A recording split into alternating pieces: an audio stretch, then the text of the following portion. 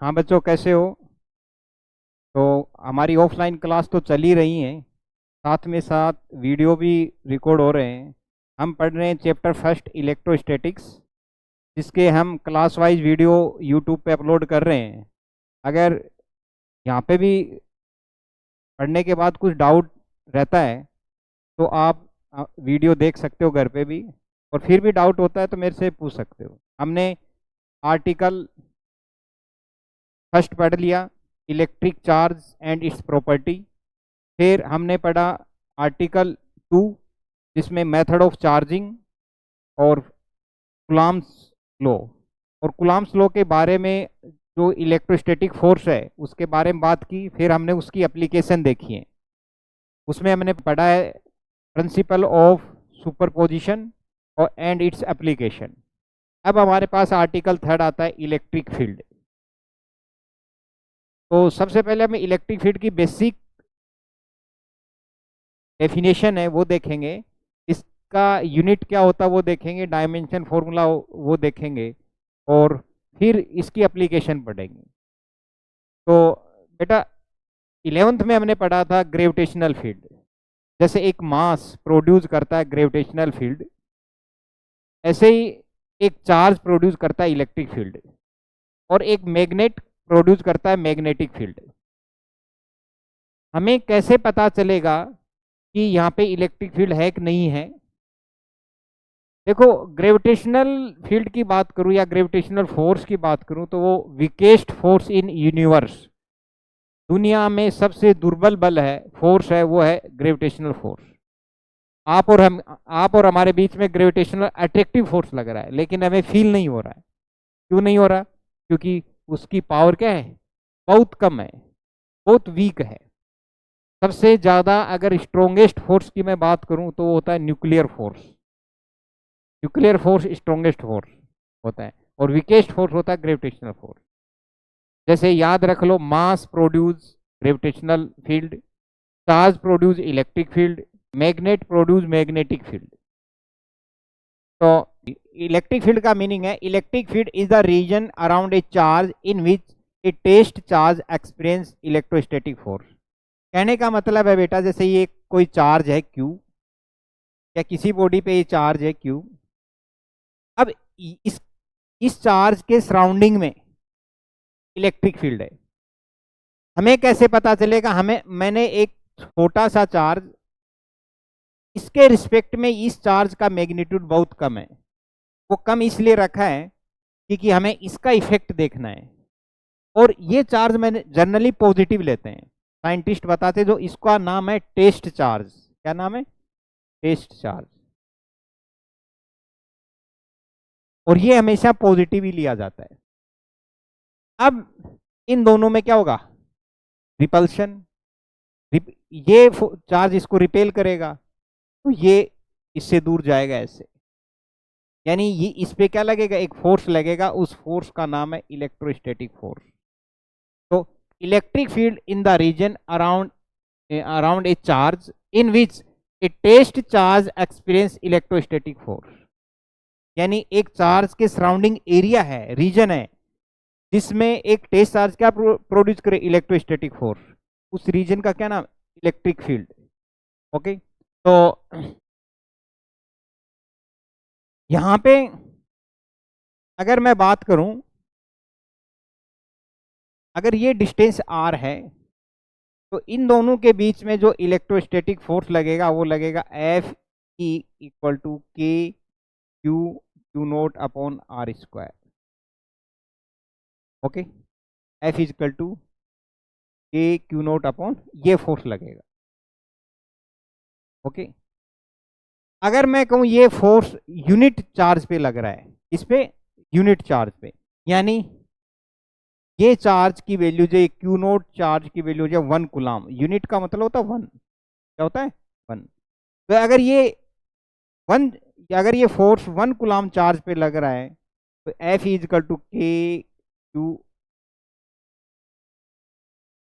के Q upon R square. अब ये चार्ज यहाँ पे जो Q नोट था मैंने इससे डिवाइड कर दिया इसको, तो F अपॉन Q नोट, इसका मतलब हो जाए force per unit charge.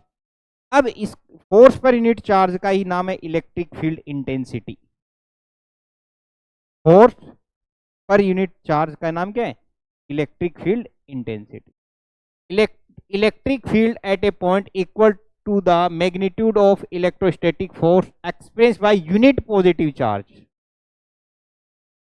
Electric field को इलेक्ट्रिक फील्ड इंटेंसिटी भी बोल देते हैं, ओके, और जनरली इलेक्ट्रिक फील्ड भी बोल देते हैं।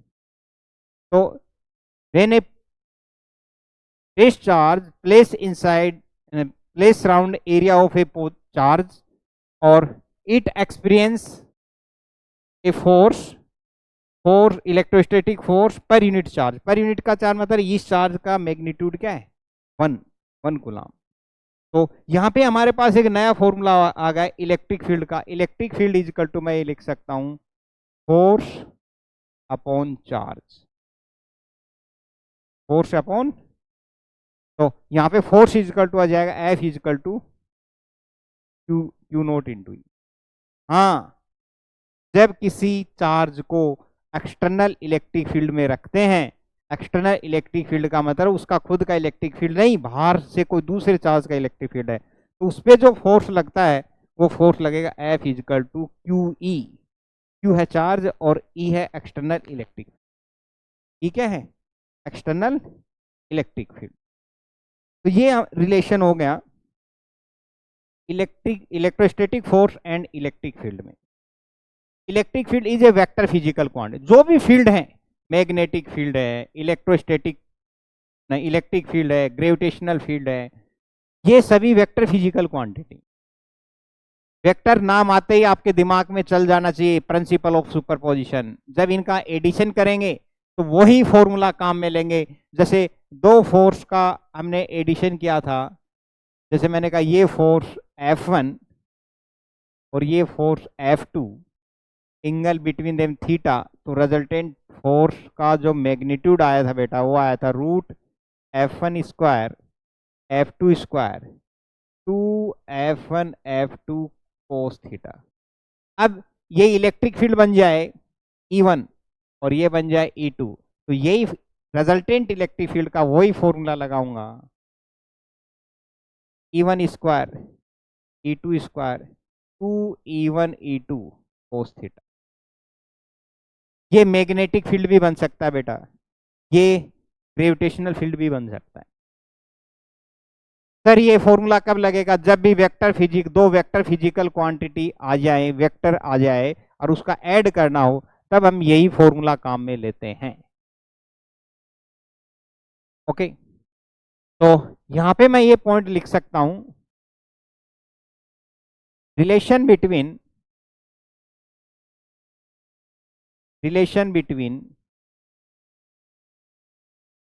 इलेक्ट्रोस्टैटिक फोर्स को मैंने Fe and external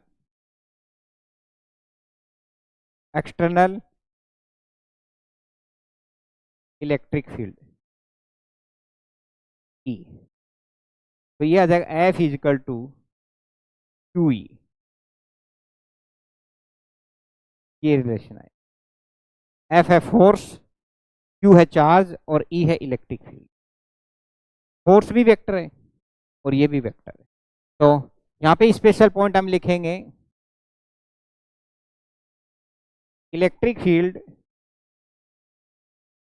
is vector physical quantity. Electric field is vector physical quantity. Okay, vector physical quantity है। Okay, its direction away from the positive charge. ऐसे भी इलेक्ट्रिक फील्ड अगर ये पॉजिटिव चार्ज है तो its direction away from positive charge.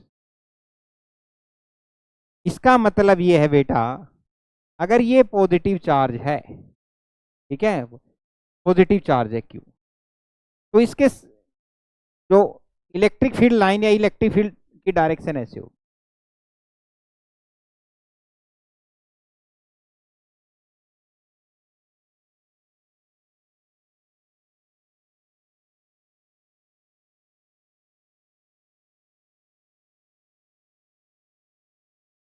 ये universal है। जब भी पॉजिटिव चार्ज होगा तो इलेक्ट्रिक फील्ड, इनको लाइन भी बोलेंगे आगे, इलेक्ट्रिक फील्ड लाइंस या लाइन ऑफ इलेक्ट्रिक इंटेंसिटी। तो पॉजिटिव चार्ज से हमेशा इलेक्ट्रिक फील्ड निकलता है रेडियल आउटवर्ड। रेडियल वर्ड इसलिए यूज किया है, अगर मैं इसका सर्कल बनाऊं यहाँ पे, ये तो ये इसकी रेडियस होगी, इसलिए एनसीईआरटी बुक में तो ये लिखा है radially outwards, radially outwards.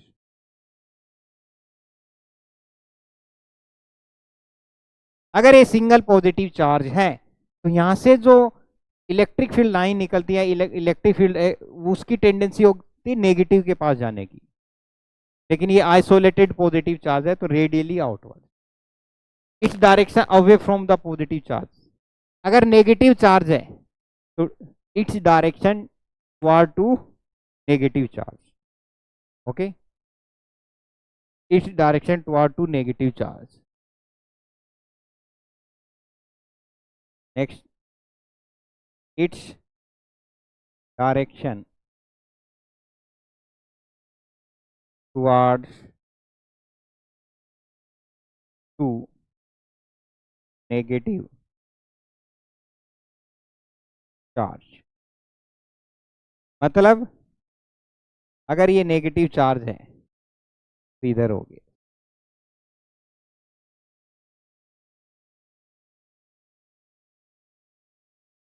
Radially inwards.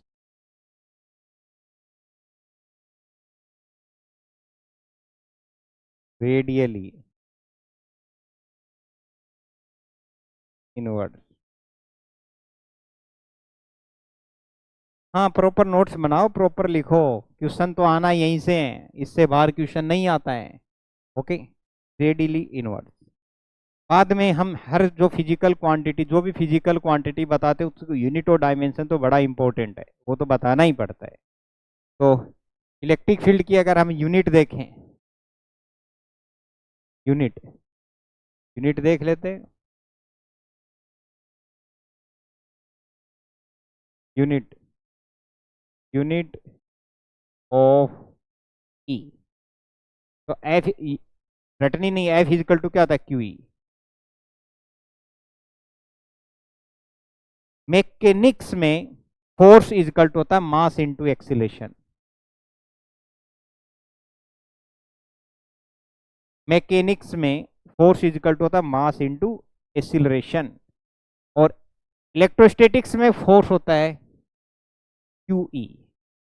हाँ, जब मैं मैग्नेटिक फोर्स बताऊंगा तो मैग्नेटिक फोर्स होगा एम बी। ये पोल स्ट्रेंथ होती है और ये मैग्नेटिक फील्ड होता है। तो फोर्स चाहे इलेक्ट्रोस्टैटिक हो, चाहे मैग्नेटिक हो, चाहे इलेक्ट्रिक हो, यूनिट तो उसकी वही होती, न्यूटन। न्यूटन फोर्स की यूनिट चेंज नहीं होगी, स्प्रिंग फोर्स हो या ग्रेविटेशनल फोर्स हो या इलेक्ट्रोस्टैटिक फोर्स हो, कैसा भी फोर्स हो, उसकी यूनिट तो क्या रहेगी, न्यूटन। ओके, और general formula mass into acceleration. तो यहां से बेटा मैं यूनिट किसकी यूनिट चाहिए, ई की, तो ई इक्वल टू आ जाएगा फोर्स अपॉन चार्ज। तो चार्ज की यूनिट होती बेटा, नहीं, फोर्स की यूनिट होती क्या, न्यूटन, और चार्ज की यूनिट क्या होती है, कूलम। तो जिन बच्चों को याद है तो उनको मजा आ रहा है, न्यूटन अपॉन कूलम, ये इसका ये उसकी यूनिट होगी, न्यूटन अपॉन कूलम। अगर मैं इसकी सीजीए, ये सीजीएस यूनिट, ये तो कौन सी यूनिट है, एम के एस सिस्टम में, सीजीएस में मैं लिखना चाहूँ तो न्यूटन का होता है डाइन, और का होता है state coulomb. State coulomb. Okay, Newton का डाइन और इसको शॉर्ट में लिख दो स्टेट कूलम्ब। क्या होगा? CGS।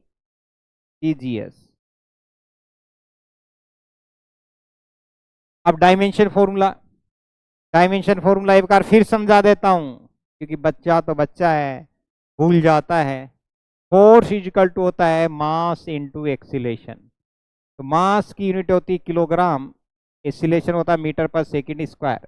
अब इसकी डायमेंशन फॉर्मूला, मास का डायमेंशन होता है m से रिप्रेजेंट करेंगे, मीटर को लेंथ, और टाइम सेकंड किसकी यूनिट है? टाइम की, तो t स्क्वायर। तो आ जाएगा m1L1t-2। और बेटा याद करो पुराने दिन मैंने चार्ज का डायमेंशन फॉर्मूला आपको सिखाया था। करंट इजिकल टू होता है चार्ज अपॉन टाइम। तो चार्ज इजिकल टू हो जाएगा करंट इनटू टाइम। करंट की यूनिट होती है एम्पियर और टाइम की होती है सेकंड। ये तो इसकी यूनिट है, डायमेंशन हो जाएगा 80, क्योंकि एम्पियर यूनिट ऑफ करंट, और करंट का डायमेंशन होता है ए, और टाइम सेकंड का किसकी यूनिट है? टाइम की, तो उसको टी से लिखा जाता है। तो ये होगी चार्ज की। तो अब यहाँ पे डायमेंशन मैं लिखूंगा, डायमेंशन, डायमेंशन फोर्स की डायमेंशन अपॉन चार्ज की डायमेंशन। फोर्स की डायमेंशन क्या है? ये रही m1L1t-2, और चार्ज की ये रही 80। अब इसको अगर ऊपर लेके जाके लिखूंगा तो m1L1t-3 क्या आएगा? Dimension of electric field. ऐसे याद करना है। बच्चा क्या करता है, घर पे जाके रटता है m1L1t-3 a-1 m1L1t-, थोड़ी देर तो याद रहता है, फिर भूल जाता है। लेकिन ये जो रास्ता मैंने दिखाया आपको, शायद कोई क्लास या कोई कोचिंग में नहीं बताया जाता ऐसे। ये जो रास्ता मैंने बताया, इस रास्ते को बच्चा एक दो बार रिपीट कर लेता है, तो डायमेंशन, इलेक्ट्रिक फील्ड की डायमेंशन वो कभी भूल ही नहीं सकता। डायमेंशन तो हर चैप्टर में आएंगे, जब भी हम कोई फिजिकल क्वांटिटी पढ़ते हैं तो उसका डायमेंशन फॉर्मूला लिखा जाता है। ओके, नेक्स्ट, यही डायमेंशन होगी इसकी। अब next point, it it's obey principle of superposition. It's obey यानी इलेक्ट्रिक फील्ड किसका ओबे करता है? Principle of superposition. कहने का मतलब वही है, अगर मैंने कहा ये इलेक्ट्रिक फील्ड E1 और ये इलेक्ट्रिक फील्ड क्या है? E2, angle between them theta, तो रिजल्टेंट यहाँ कहीं होगा क्या? लेकिन E1 E2 की टर्म में इसका मैग्नीट्यूड क्या होगा? तो R इक्वल टू रूट, बोलो बोलो, E1 square E2 square 2E1 E2 cos theta, ये होगा। करेंगे क्वेश्चन वही जो लास्ट क्लास में किए थे, force 90 degree root 2F equal force है, E1 F1 F2 इक्वल है। 60 डिग्री रूट 3F आया था, यहाँ रूट F की जगह E आ जाएगा। ओके, 120 डिग्री था, इक्वल था, तो E आया था, वो F ही आया था, यहाँ पे E आएगा। करेंगे, यहाँ से बोर्ड में क्वेश्चन आता है, इसमें आगे रख सकता है। अभी आपको क्या, अभी आपको पता चलिए कि इलेक्ट्रिक फील्ड क्या है, उसकी यूनिट क्या होती है, पॉजिटिव चार्ज से इलेक्ट्रिक फील्ड कैसे निकलता है, नेगेटिव से कैसे निकलता है। ये सारी मैं एनसीईआरटी की बातें कर रहा हूँ, सब इंपॉर्टेंट है, इसमें कोई बकवास नहीं, सब काम की बातें।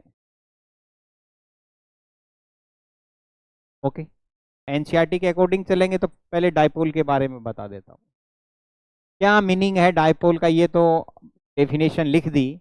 Electric dipole is a combination of two equal point charges with same in magnitude opposite in nature. समझो इसका मीनिंग, डायपोल दो चार्ज का कॉम्बिनेशन है, दोनों चार्ज का मैग्नीट्यूड क्या होना चाहिए? सेम। ये बोर्ड में इंपॉर्टेंट है, ये बोर्ड में इंपॉर्टेंट है। क्वेश्चन आता है, क्वेश्चन आता है what is the electric dipole, derive the expression of electric field due to dipole on axis and equator। Okay, तो यहाँ से क्वेश्चन आता है, तो देख लेते हैं वन बाय वन। तो मैं ये बना रहा हूं इलेक्ट्रिक डाइपोल, ये है इलेक्ट्रिक डाइपोल। दोनों चार्ज के बीच की डिस्टेंस ज्यादा नहीं होती, बहुत कम होती है। ये है माइनस क्यू और ये प्लस। जब भी हम इलेक्ट्रिक डाइपोल बनाएंगे तो यहाँ पे माइनस क्यू लेना है और यहाँ प्लस क्यू। ऐसा कोई हार्ड एंड फास्ट रूल नहीं है, कैलकुलेशन इजी हो जाती है। आप इधर प्लस लिखोगे इधर माइनस तो भी वो डाइपोल है, इसका मतलब ये नहीं है कि वो डाइपोल नहीं होगा, इसका भी मतलब है डाइपोल। तो इक्वल पॉइंट चार्ज, मैग्नीट्यूड इसका भी क्यू इसका भी क्यू। अगर ये 2 माइक्रोकुलाम है तो ये हो जाएगा 2 माइक्रोकुलाम।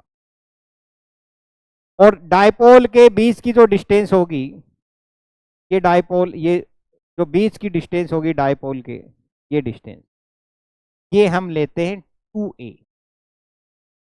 2a क्यों लेते हैं कि जब मैं इसको हाफ करूं तो ए मिल जाए। ए लूंगा तो a/2 लिख रहा है, लेकिन बुक्स ने, साइंटिस्ट ने इसकी 2a ली है। और बच्चा जिद्दी होता है, नहीं मैं तो ए लूंगा, ले लेना, कौन मना कर रहा है। लेकिन कैलकुलेशन थोड़ी टफ हो जाएंगी आंसर।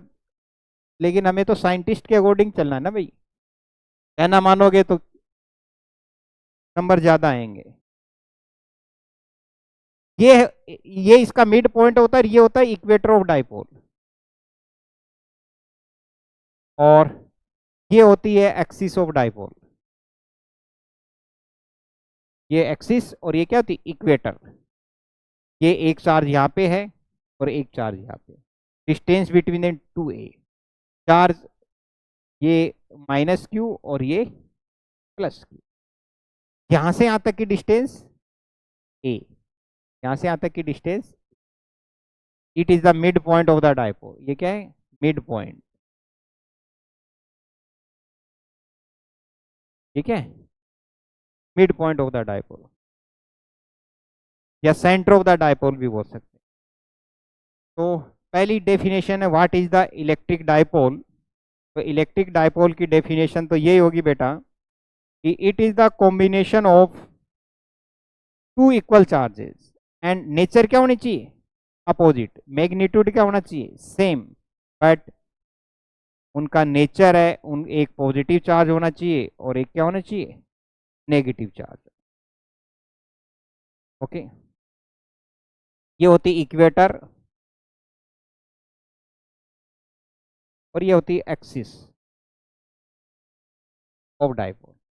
हम आगे डेरिवेशन करेंगे तो डिस्टेंस हमेशा मिड पॉइंट से लेते हैं। किससे लेते हैं, मिड पॉइंट। डाइपोल से रिलेटेड एक फिजिकल क्वांटिटी डाइपोल मोमेंट, क्या होती है, डाइपोल मोमेंट। डाइपोल से रिलेटेड एक physical quantity electric dipole moment. Electric dipole moment का क्या मीनिंग है, इलेक्ट्रिक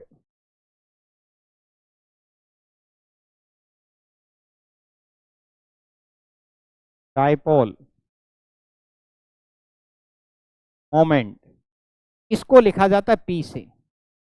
इलेक्ट्रिक डाइपोल मोमेंट को किससे लिखते हैं, पी से। क्या मतलब होता है इस पी का, इस इलेक्ट्रिक डाइपोल मोमेंट होता है P equal to magnitude of one charge of a dipole into distance between the charges। Electric dipole moment, ये इसका general magnitude of one charge of a dipole into distance between the charges. मतलब यहाँ पे अगर dipole का total charge की बात करूं, total charge of dipole minus Q और प्लस क्यू, तो क्या आएगा रिजल्ट, 0। लेकिन मैंने कहा मैग्नीट्यूड ऑफ वन चार्ज, एक चार्ज का मैग्नीट्यूड है क्यू।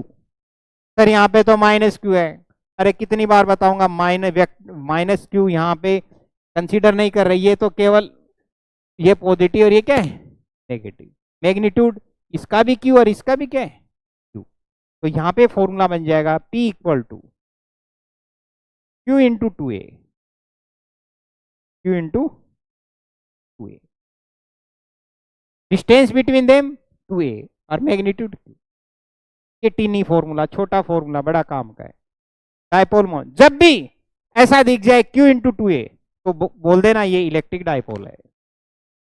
ये मीटर है और ये कुलाम है, यूनिट हो जाएगी कुलाम इंटू मीटर। क्या हो जाएगी?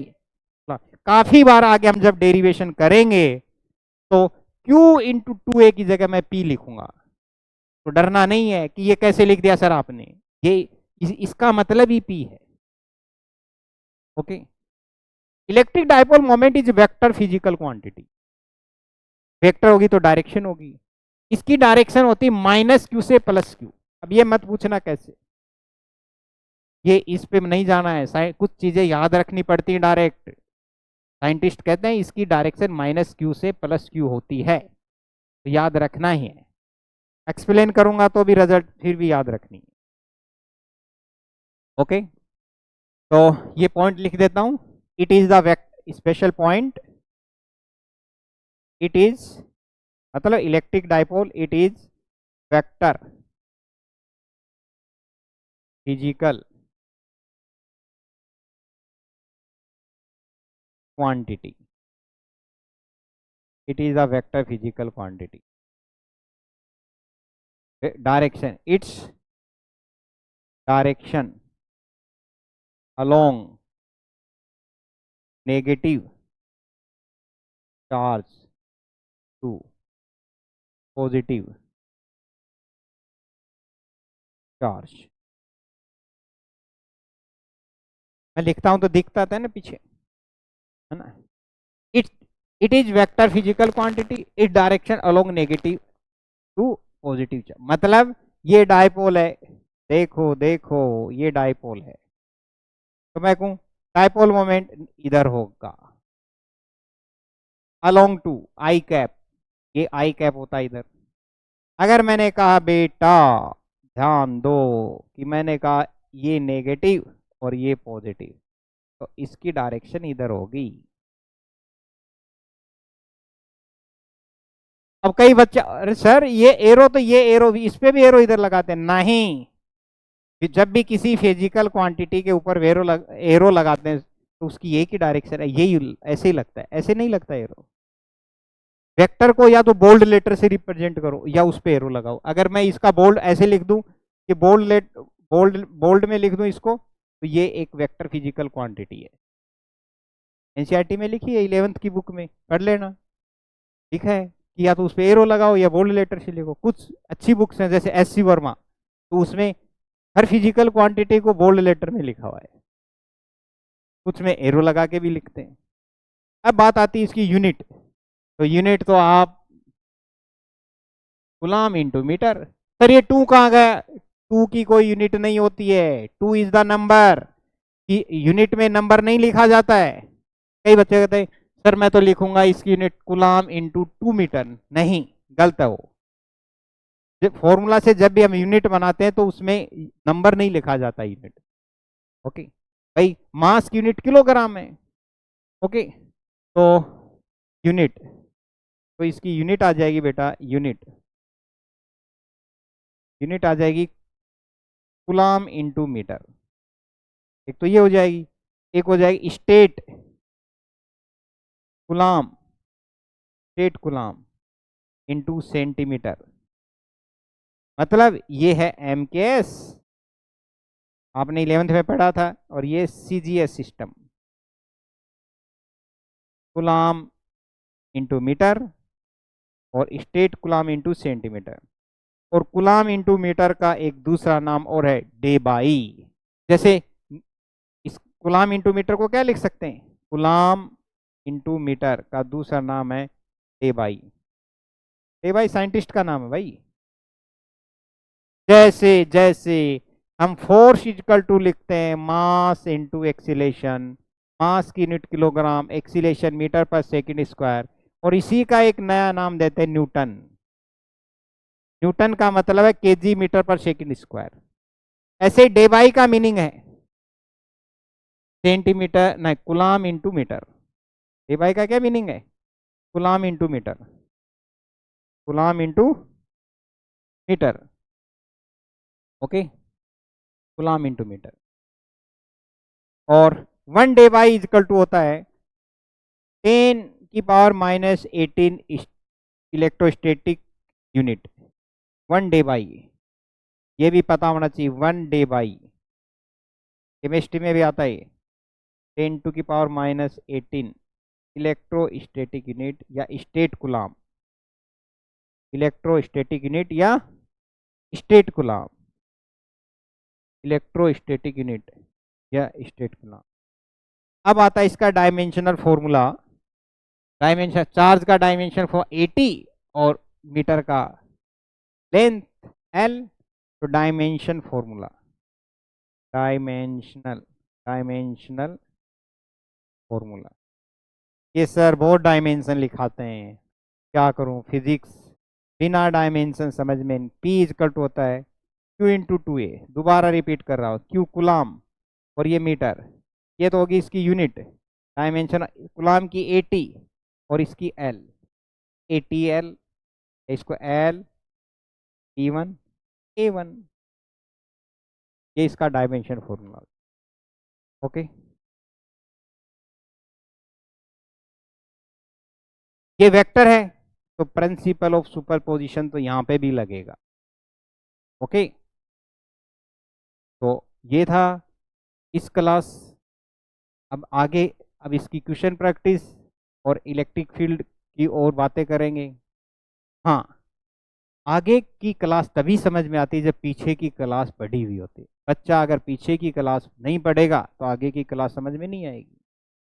और ये हमारा चैलेंज है कि हमारी क्लास से क्वेश्चन बोर्ड में कभी बाहर नहीं आता है। हम जैसे जैसे सिखाते जा रहे हैं वैसे पढ़ो। एक कम समझ में आया तो 2 बार पढ़ो, फिर भी समझ में आए तो कमेंट्स डाल दो, यूट्यूब पे देख लो। ओके, कमेंट डाल दो, या क्लास में आओ तब डिस्कस कर सकते हो। ओके, चाहे नीट का पेपर हो, चाहे जेई एडवांस का पेपर हो।